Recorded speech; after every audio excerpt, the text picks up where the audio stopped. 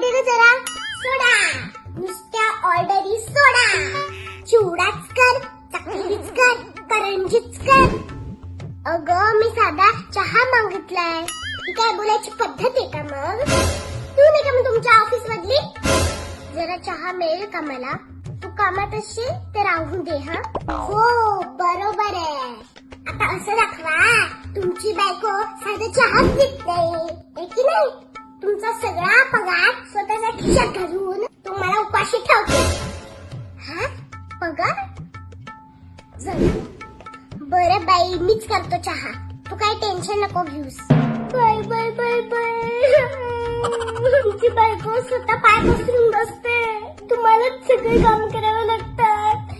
हे सिद्ध करायचं आहे ना तुम्हाला? अगं मी कोणाला सिद्ध करू?